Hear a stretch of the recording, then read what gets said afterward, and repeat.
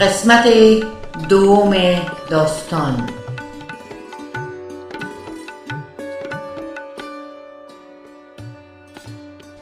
در یک روز جمعه مادرم ما را لباس پوشانید و خودش نیز آمادگی گرفت تا به عروسی یک تن از اقارب ما برویم.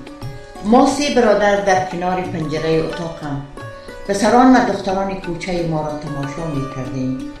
سرک جدیدی که از قسمت اول خیرخانه تا میدان هوایی کابل جهت عبور تانک‌های روس‌ها کشیده شده بود از اتاق معلوم می شد. هر روز که مادرم ما را در کوچه نمیگذاشت از پشت پنجره رفت و آمد قطار روس‌ها را تماشا می کردیم. آن روز نیز قطار طولانی عبور کرد. ما تماشاگر قطار روس‌ها از پشت پنجره بودیم. یک تانکر روسی پر از مواد سوخت پترول از سرک منحرف گردید و در زیر سرک در چکری افتاد. نمیدانم تمام باشندگان محل چطور اطلاع حاصل کردند. فوراً تانکر منهدم شده را محاصره کردند. همسایه‌های ما با سطل‌ها و هر نوع وسایلی که انتقال تیل در آن ممکن بود طرف تانکر چپه شده یوش بودند. زن، مرد، پیر و جوان و حتی کودکان و بچه‌های انبازی ما نیز در انتقال تیل بر خانه‌هایشان سهم گرفتند. روس‌ها تلاش کردند تا تانکر را دوباره در سرک عمومی انتقال بدهند، اما سیل مردم آنها را مانع شد. بالاخره عساکر روسی که تانکرشان چپه شده و یورش مردم زیاد شده بود بر تماشا نشستند. تانک‌های کمکیشان را نیز متوقف کردند تا تیل تانکر تخلیه گردد و مردم کنار بروند. اما او را دیدم که با 2 سطل پلاستیکی طرف تانکر چپه شده می‌رفت. مرا نیز از پایان اشاره کرد که بیا با هم برویم. با اشاره برایش گفتم مادرم خانه است. او با لبخند نمکیش برایم تلقین کرد. امروز تو را دیده نمیتوانم. اندکی خشمگین شد و طرف تانک رفت. در جمعیت مردم از نظرم غیب شد.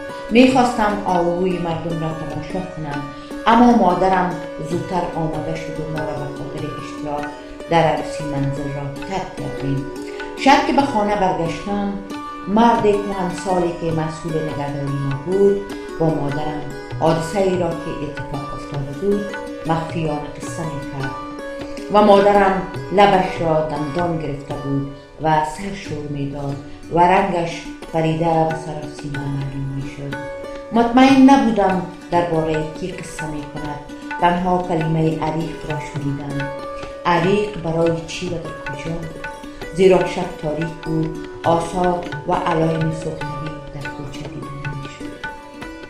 فردا یعنی روز شنبه که آغاز هفته بود، یک هفته شوم با خبرهای ناگوارش، هفته دلگیر و حادثه پرانگیز پیام شوم را برایم ارمغان داد. خواهرش که در گذشته چندان علاقه نداشت با هم یک جا مکتب برویم، زیر خانه ما در مقابل دریاچه یهودی منتظرم ایستاده شده بود. من از پنجره اتاق دیدمش. فکر کردم شاید او میز برایش باشد. وقتی که از حویلی بیرون رفتم دیدم او نیست. از خواهرش پرسیدم چرا او نیامده؟ خواهر مرا تجاوز کرد و گفت اندکی مریض است.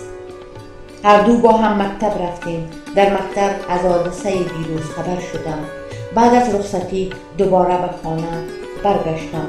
تا رسیدن به خانه چند بار از خواهرش درباره مریضی پرسیدم، اما برایم نگفت چی نوع مریضی دارد. در مقابل یولی ما رسیدیم و با هم خداحافظی کردیم.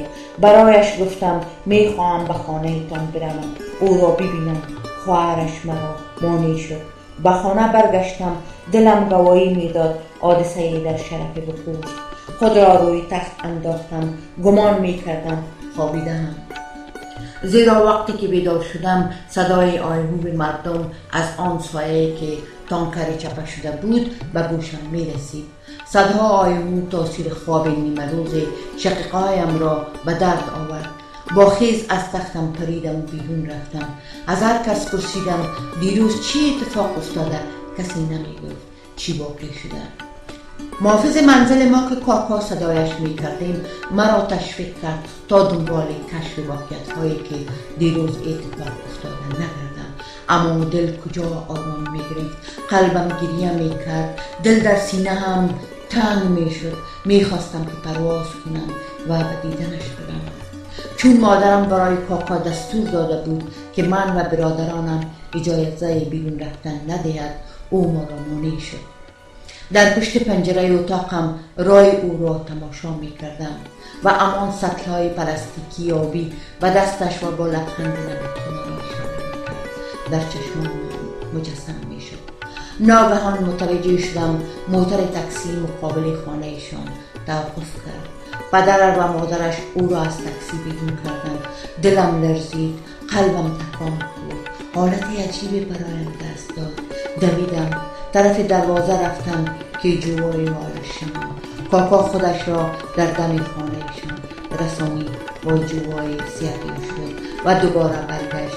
از رفتن من جلوگیری کرد.